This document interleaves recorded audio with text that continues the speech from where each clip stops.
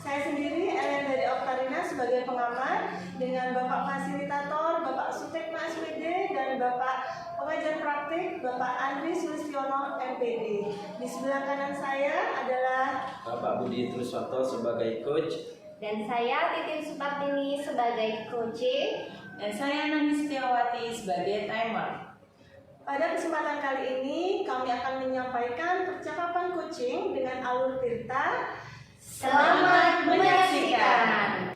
Assalamualaikum Pak Budi. Waalaikumsalam Bu Lian. Gimana nih Pak kabarnya? Alhamdulillah baik. Bagaimana nih Pak perasaannya sebelum melakukan coaching? Perasaan saya senang Bu, sangat senang. Tapi sedikit khawatir, takutnya kegiatan coaching ini tidak berjalan dengan lancar. Bagaimana Pak persiapan coaching Bapak kali ini Pak? Apa saja yang sudah disiapkan? Ya, Bismillah ya Bu. Mudah-mudahan persiapan yang sudah matang ini dapat berjalan dengan lancar dan semoga kegiatan coaching nantinya dapat berjalan dengan lancar dan sukses. Baik Pak Budi, sebelum Pak Budi melakukan coaching, saya ingin mendiskusikan beberapa hal kepada Bapak. Yang pertama, saya ingin mendiskusikan tentang rubrik penilaian percakapan coaching. Nah, pada kegiatan coaching kali ini, coach dan coachee akan saya amati sesuai dengan rubrik penilaian. Yang pertama, apakah sudah sesuai dengan Alur Tirta atau belum? Yang kedua, apakah sudah menggunakan pertanyaan-pertanyaan berbobot sesuai dengan kata kunci dari coachee? Kemudian yang ketiga, apakah coachee dapat merespon dengan baik dari pertanyaan-pertanyaan khusus yang sudah disampaikan oleh coach? Nah, selain itu Pak Budi, jangan lupa kegiatan coaching harus disesuaikan dengan prinsip-prinsip coaching ya Pak ya. Di antaranya yang pertama kemitraan, yang kedua proses kreatif, dan yang ketiga memaksimalkan potensi. Baik Pak Budi, untuk pertanyaan yang pertama yang ingin saya tanyakan adalah kompetensi coaching apa yang ingin Pak Budi kembangkan? Ya. Pada kesempatan ini, pada coaching ini yang ingin saya kembangkan yaitu yang pertama adalah listen, yang kedua yaitu mendengarkan secara aktif, dan yang ketiga yaitu pertanyaan berbobot. Nah, pertanyaan selanjutnya, bagaimana kompetensi mana saja yang secara spesifik ingin diobservasi kali ini Pak? Ya. Secara spesifik saya ingin diobservasi di bagian mendengarkan aktif Bu, dan pertanyaan berbobot. Baik Pak, nah ini pertanyaan terakhir nih Pak dari saya. Indikator ketercapaian dari tujuan pengembangan yang diinginkan dari Pak Budi ini yang seperti apa sih Pak? Begini, saya ingin membantu coaching menemukan cara-cara untuk mengatasi permasalahannya, sehingga coaching sendiri mendapatkan solusi dari permasalahannya. Oh, gitu ya Pak ya. Demikian ya Pak ya pra-observasi kali ini. Sekarang Bapak bisa memulai proses coachingnya. Semoga sukses ya Pak Budi. Terima kasih Bu Lian. Assalamualaikum Bu Titin. Waalaikumsalam Pak Budi. Bagaimana kabarnya hari ini Bu? Alhamdulillah baik Pak. Sepertinya tadi pagi Bu Titin telepon saya ya. Ingin menanyakan sesuatu Bu. Iya betul Pak, tadi saya memang telepon Bapak, tapi kebetulan Bapak sepertinya belum bisa menerima telepon saya. Mungkin Bapak lagi sibuk, mohon maaf nggih tadi. Jadi apa yang bisa saya bantu Bu? Bisa diceritakan? Begini Pak, ini saya ada tugas untuk membuat modul ajar menggunakan pendekatan berdiferensiasi, di mana tugasnya itu harus sudah saya siapkan minggu depan Pak. Kira-kira apa yang membuat Ibu resah terkait modul ajar tersebut? Modul ini Pak, itu sebenarnya akan saya simulasikan di pertemuan MGMP hari Kamis depan. Nah, tentunya kalau saya mensimulasikan kan saya harus membuat modul ajar itu yang terbaik. Kemudian saya harus berlatih dengan mensimulasikan itu. Nah, ini saya masih terkendala di modul ajarnya Pak. Betul sekali Bu Titin. Nah, jadi apa tujuan dari perbincangan kita? Saya ingin meminta bantuan Bapak untuk membantu saya menemukan solusi dari masalah saya ini.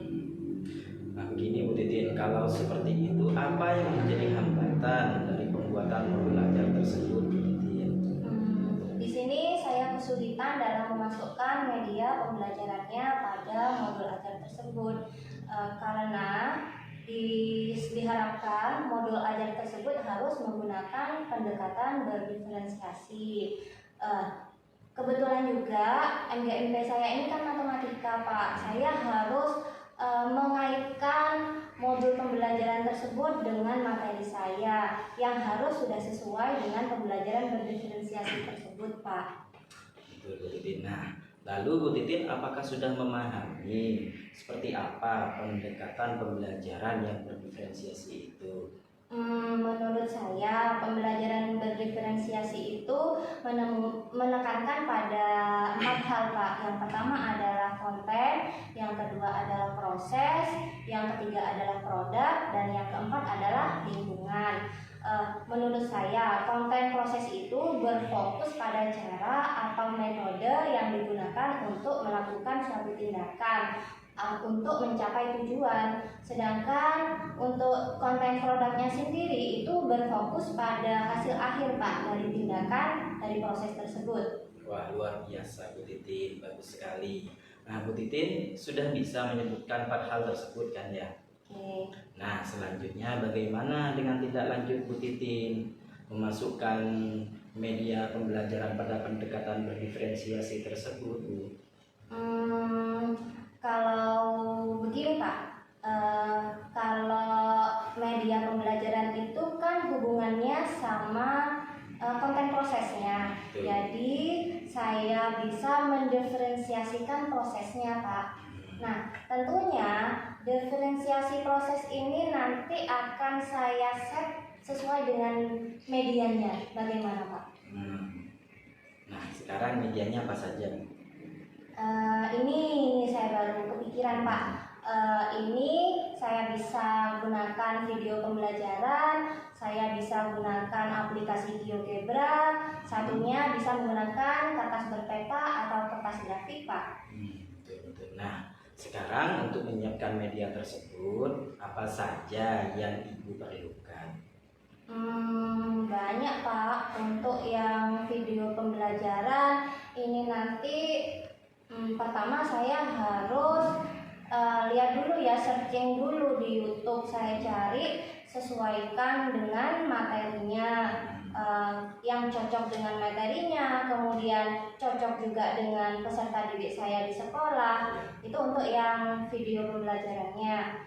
Nah, untuk yang aplikasinya ini kebetulan saya ikut pelatihan Pak. Pelatihan ini tentang aplikasi GeoGebra. Ini bisa menjadi solusi buat saya untuk mempraktekkan secara langsung aplikasi tersebut kepada anak-anak.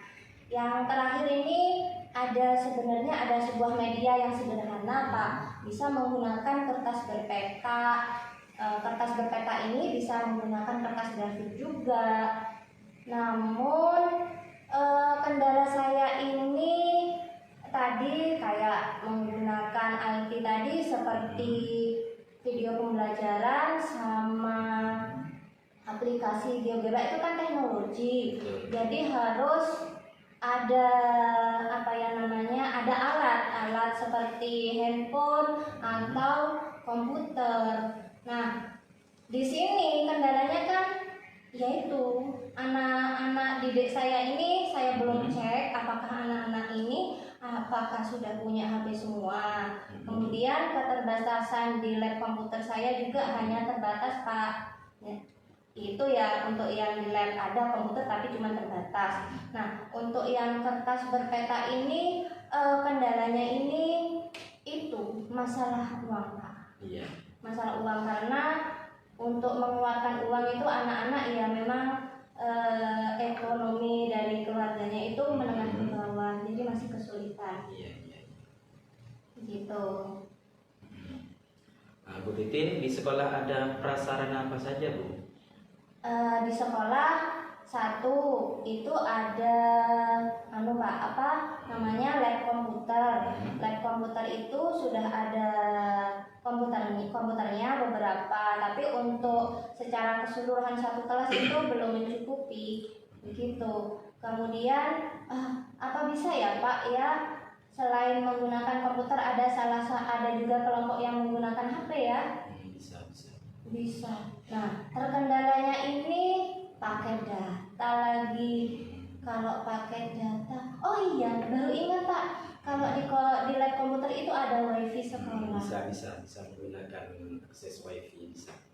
Oh, bisa tuh berarti ya Bisa. digunakan. Oh, baik. Nah, sekarang sisanya yang tadi yang kertas manila sama kertas berpeta itu, Pak. Ini Pak baru kepikiran juga pakai ubin lantai ya saya ya, kan sekolah itu kan pakai keramik jadi bisa digunakan ya. Bisa digunakan. Nah, Kira-kira nih Bu, jika Bu Titin ingin mendiferensiasikan proses menggunakan beberapa media, nah bagaimana Bu Titin mengelompokkan peserta didik tersebut? tentunya kalau saya mau mengelompokkan anak-anak, nanti saya harus menyesuaikan dengan gaya belajarnya Pak. Seperti apa itu Bu Titin? Nah, ini nih, kalau misalnya anak-anak yang auditori, nanti saya arahkan menggunakan media pembelajaran berupa aplikasi GeoGebra itu tadi ya. Jadi anak diajarkan untuk menggambar.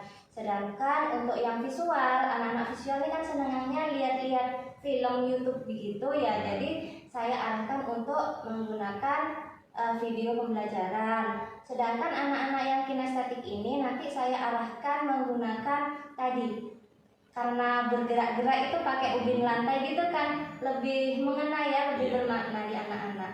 Kira-kira seperti itu Pak. Iya. Terus bagaimana cara Bu Titin menentukan peserta didik sesuai dengan gaya belajarnya?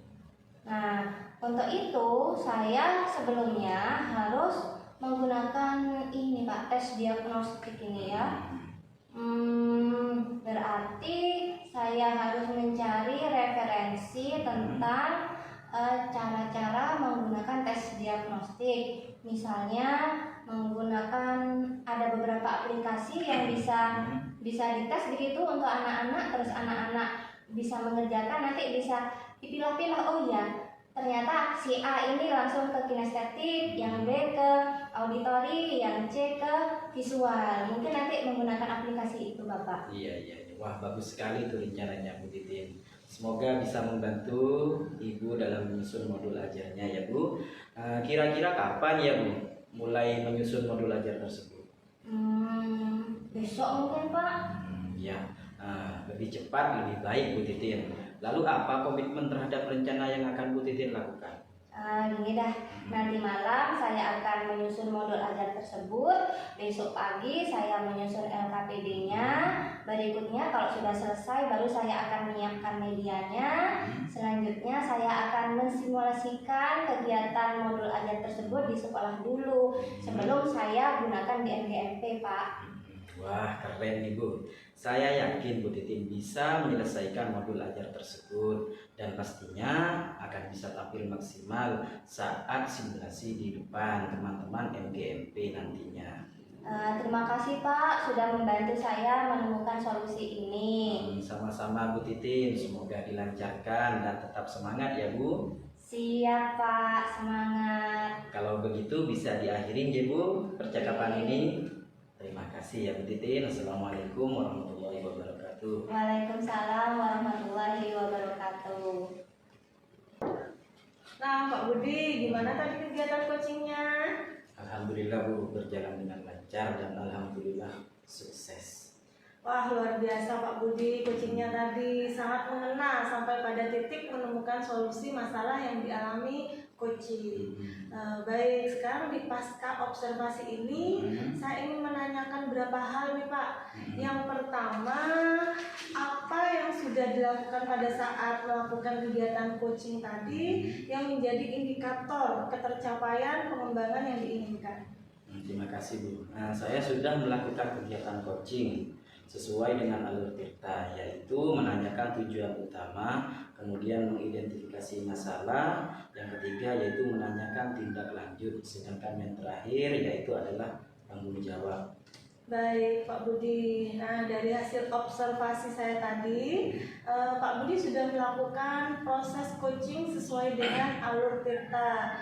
Jadi Pak Budi sudah melakukan present, kehadiran penuh, mendengarkan aktif dengan rasa empati. Selain itu juga Pak Budi sudah melakukan kegiatan coaching sesuai dengan prinsip coaching, yaitu kemitraan proses, kreatif, dan memaksimalkan potensi. Yang terakhir nih Pak, yang saya ingin tanyakan di sini, kompetensi apa lagi yang ingin dikembangkan berdasarkan coaching yang barusan sudah dilakukan oleh Pak Budi? Nah, di sini begini Bu, di sini saya ingin berlatih lagi agar proses coaching selanjutnya bisa berjalan lebih lancar dan terbiasa dengan memberikan pertanyaan-pertanyaan yang sangat berbobot. Baik sekali Pak Budi, sukses selalu ya Pak Budi. Terima kasih Bu. Semoga apa yang kita lakukan pada kegiatan coaching dan observasi hari ini bermanfaat bagi kita semua. Demikian kegiatan observasi saya. Sekian saya akhiri. Wassalamualaikum warahmatullahi wabarakatuh. Waalaikumsalam warahmatullahi wabarakatuh. Demikian tugas observasi coaching demonstrasi kontekstual modul 2.3 kelompok 1 kelas 249A calon guru penggerak angkatan 10 Kabupaten Jember. Guru penggerak tergerak bergerak.